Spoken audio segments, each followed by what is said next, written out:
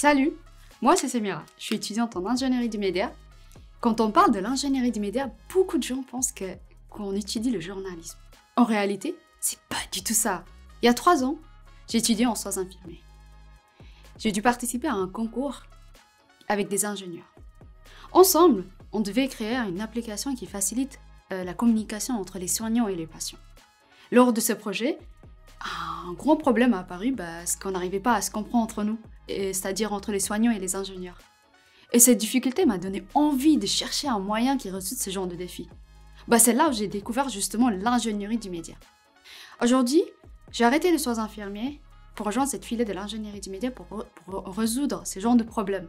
Et dans cette filière, on apprend à concevoir des outils numériques intuitifs. Ces outils permettent à faciliter la communication entre les professionnels, notamment des domaines de la santé et ingénieurs. En plus de ça, on apprend tout ce qui est le marketing digital et tout ce qui est technique et gestion de projet.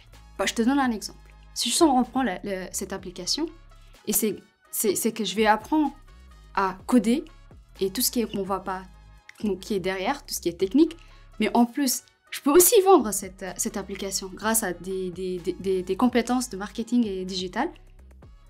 Et je peux aussi concevoir, grâce au design qu'on apprend, concevoir l'interface de cette application. Je peux aussi gérer cette application, donc tout ce qui est des compétences qui me donnent de gestion de projet. Finalement, je suis convaincue que ma filière de l'ingénierie du média est la clé pour rapprocher le monde numérique et humain. Et j'ai hâte de contribuer à ce rapprochement. Cette fois, tu as compris, l'ingénierie du média, c'est pas du journalisme, hein? Bon, laisse-moi finir. Là, il est à l'envers. Oups, ah bon, oh oui.